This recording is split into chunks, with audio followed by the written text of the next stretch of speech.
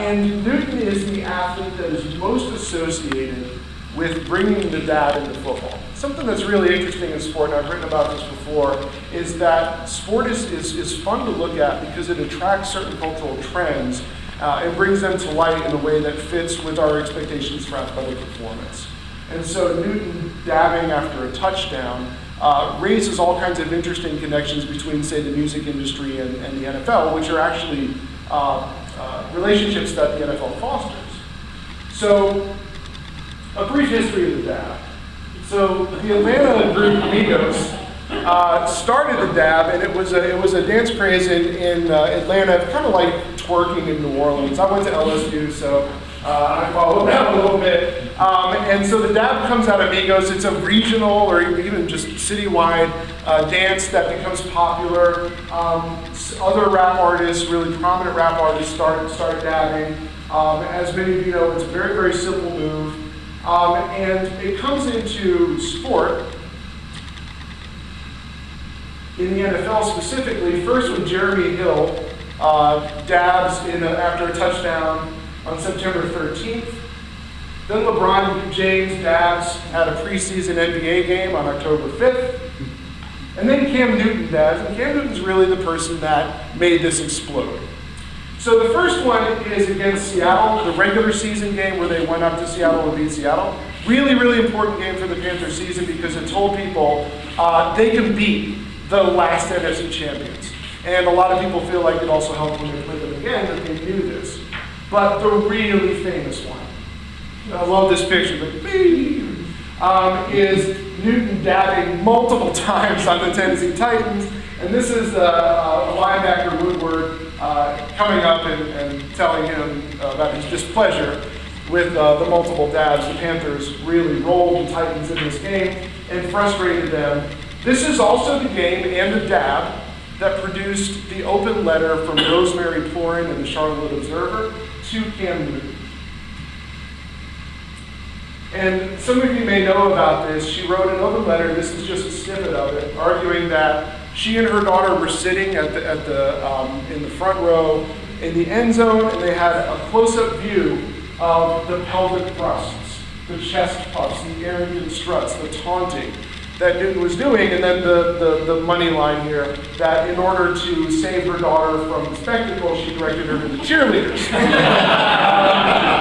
and only because there were middle schoolers walking around the hall, otherwise I could have shown you pictures of the Titans cheerleaders, but it's actually that racy that I can't do that.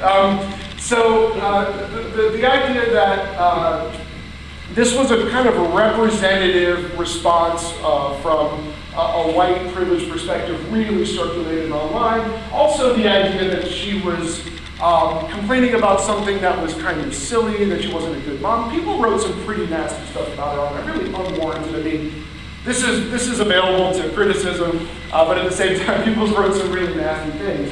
Newton was actually a pretty stand-up guy about it. He said, you know, I understand where people are coming from, I'm still going to be myself. Again, extending the Muhammad Ali references he's been using all season. And Plorin was actually gracious too in a second letter where she said how much she admired him for responding the way that he did. So this all worked out pretty well, but she was the most famous mother in America for about 2 weeks. Everybody knew about Rosemary Plorin. She was everywhere. And so dabbing went completely viral. Here's Jerry Richardson dabbing in December after a big win in the Panthers locker room. And here is an unborn baby, according to WPTV News, dabbing in the room. And this is a baby in Charlotte. This made national media. This was in the Washington Post and several other national newspapers. So Cam Newton has such power that he can affect fetal development. So, as we move forward and as we think about this is really perfectly timed because we're sitting here in the middle of the media weeks leading up to the Super Bowl, and this is of course Super Bowl week. Something that's interesting right before the Panthers left for Santa Clara is Cam Newton took the podium and he said, I'm an African American quarterback that may scare a lot of people because they haven't seen nothing that they can compare me to.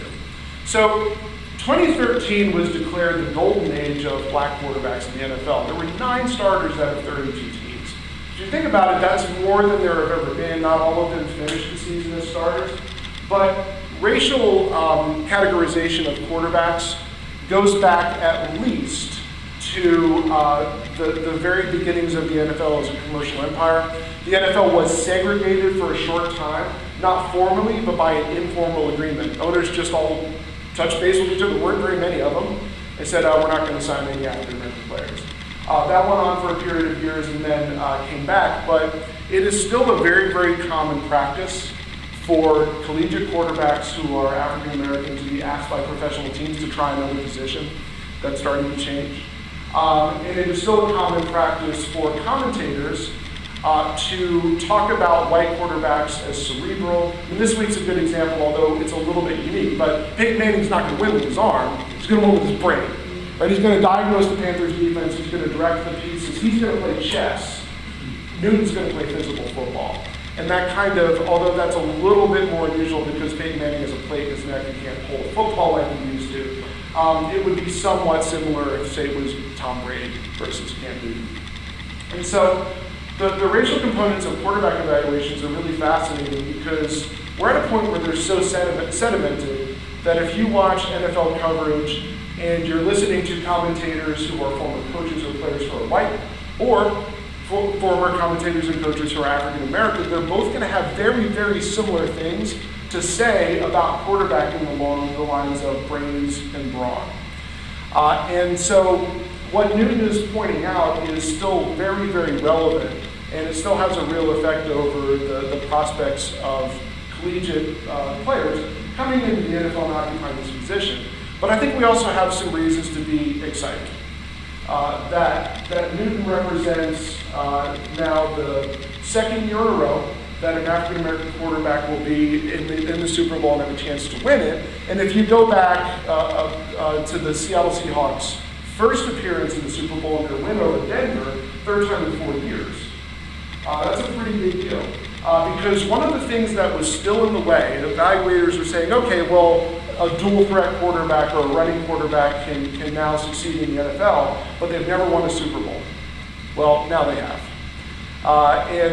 Cam Newton, if we'll all be very happy we win, this is a potentially very big deal, and perhaps a new moment for the NFL. And a lot of people are talking in these terms. They're saying that Cam Newton represents a new era and the demand to have different expectations for the components that make up success at that particular position. And it's tempting to kind of quarantine that to sport, but we shouldn't, because we have a lot of evidence that there's a crossover from the sporting world to the corporate world and vice versa, that expectations for capability according to gender, race, and other components of underrepresented populations in various institutions, football, corporate America, military, whatever it may be, that there's a lot of crossover when those expectations change. And that sport overlaps with these other areas in ways that make it politically important beyond just, oh, we'll change our minds about people of color at quarterback. So an indicator of things that really may be changing here is that there's a question being opened up in recent weeks as to whether Russell Wilson and Cam Newton are the new Brady Manning. And people's happiness in asking that question, their enthusiasm in asking that question, it's not being asked as a question that's threatening, but rather that these two may be fighting over Super Bowls, which would make us all very, very happy. These two may be fighting for Super Bowls for years to come because they are by far two of the best quarterbacks in the NFL. And if that keeps happening, then you might see the discourses about quarterbacking and prototyping start to change. So looking forward, I think that one of the things that's exciting as a sports scholar living in Charlotte, working at UNC Charlotte, is having Cam Newton here and having the Panthers here, because Newton is really developing as the next cross-sport megastar. People are comparing him to LeBron James. It's been a pretty good comparison in the sense that LeBron James was so good and so much better than